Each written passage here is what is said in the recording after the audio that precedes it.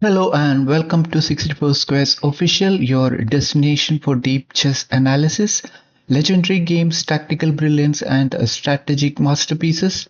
Today we are looking at one of the most fascinating games in chess history, not because of its length, but because of what it represents. After 20 years away from competitive chess, the legendary Bobby Fischer returned to face his greatest rival Boris Spassky in their famous 1992 rematch in Yugoslavia.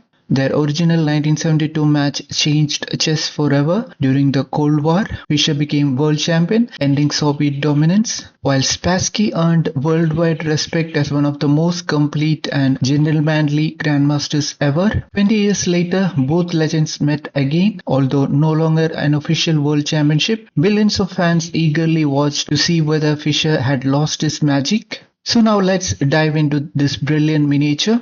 E4, E5, Fischer begins with his trademarking pawn opening. Spassky responds symmetrically, a classical start inviting a rich strategic play. Now knight to f3 and knight to c6. Both sides naturally develop while fighting for control of the center. Nothing unusual yet. Now bishop to b5. The famous rivalries. Instead of immediately attacking the center, white increases pressure on the knight defending e5. This opening has been trusted by world champions for over a century. Now a6 attacking the bishop. The Morphy defense. Spassky asks the bishop an important question: stay or exchange? Now bishop takes c6. Fischer immediately gives up the bishop pair. First glance, this looks surprising. Why surrender such an active bishop? Because doubling black's pawns create long-term weaknesses. Fischer is not interested in short-term attacks. He's investing for the endgame. Now d takes c6. Black accepts double c pawns. Now the downside is that there is a damaged pawn structure, a weaker endgame, and a less flexible pawn breaks. But on the upside, there is bishop pair, open b file, and central control. The position is dynamically balanced.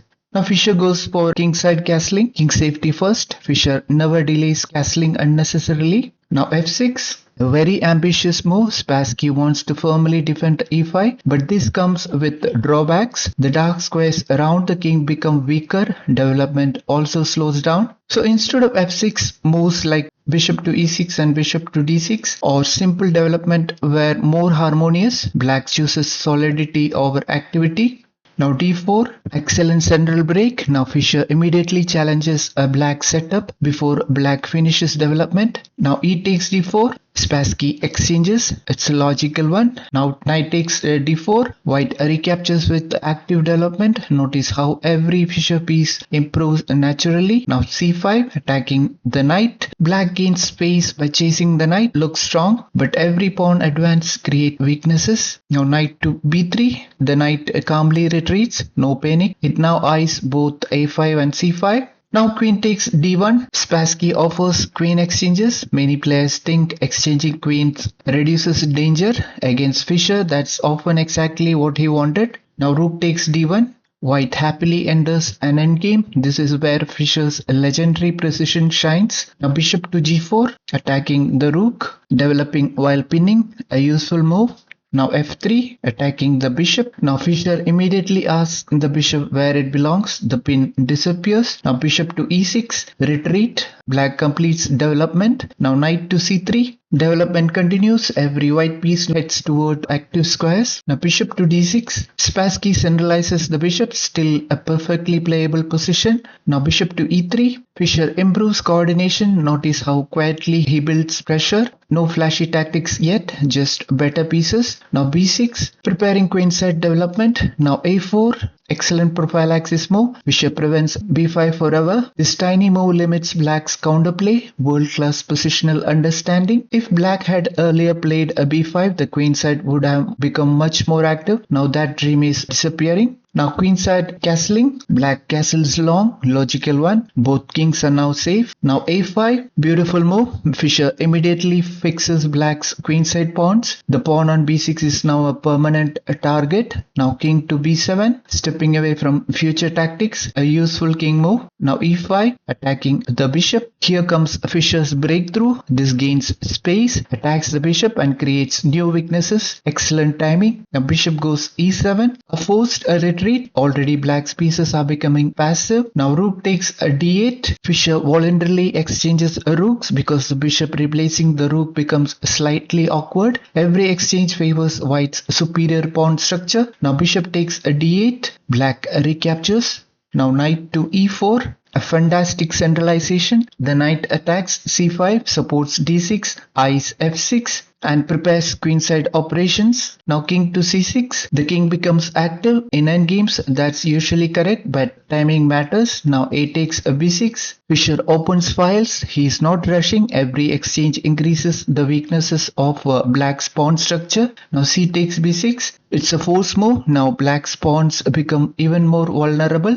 Now knight b takes c5. A brilliant tactical moment. The knight jumps into c5. This is not simply a pawn grab. It's based on precise calculation. The knight attacks multiple weaknesses simultaneously. Suddenly black's entire queenside begins collapsing. This is called exploiting overloaded defenders. Black cannot protect everything. Now bishop to c8. The bishop retreats. Unfortunately, it's already too late. A better defensive try was, instead of retreating passively, black could have looked for active counterplay with a b takes c5 if circumstances allowed earlier in the game, or coordinated the king and bishops more aggressively before white's knight invasion. By move 19, however, Fischer's superior piece activity leaves black with very few satisfactory options. Now knight takes a6. Another pawn falls. Now Fischer has won 2 queenside pawns. His knight dominates. Black's bishops are passive. White's position is completely winning. Now f takes e5. Spassky finally wins back the advanced pawn, but it's far too slow. Material is not the real problem, but piece activity is. Now knight b4 check.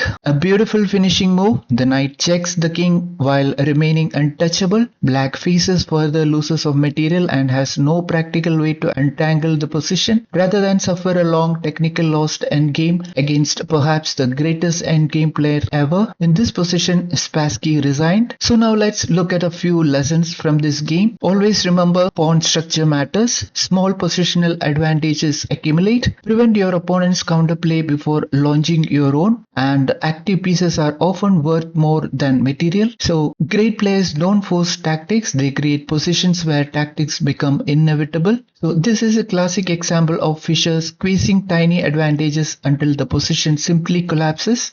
So if you enjoyed this move by move analysis and want more legendary games, tactical puzzles, endgame masterpieces, and practical lessons to improve your own chess, you are in the right place. Hit the like button, subscribe to 64 Square Official, and ring the notification bell, because every move has a story and every square holds a secret. So until next time, keep calculating, keep learning, and remember, on the 64 Squares, one precise move can change everything. So that's it for today. See you in the next one.